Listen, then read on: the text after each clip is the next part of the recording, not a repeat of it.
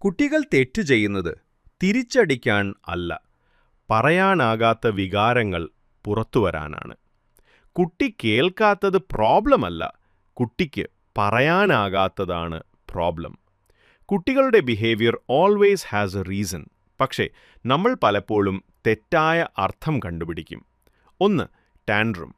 Parents think കുട്ടി stubborn. Actual reason over stimulation, hunger, fatigue. 2. Avoiding study. Parents think ശ്രമമില്ല. Actual reason fear of failure, difficulty, low confidence. 3. Anger or shouting. Parents think attitude. Actual reason emotional overload plus no skills to express. 4. Not listening. Parents think കുട്ടി വിരൽ നോക്കി നടക്കുന്നു. Actual reason attention need, stress at school or simply absence of connection. കുട്ടികളുടെ brain fully developed അല്ല 25 വയസ്സുവരെ. അതിനാൽ adults പോലെ regulate ചെയ്യാൻ അവർക്കായത് തന്നെ ഇല്ല.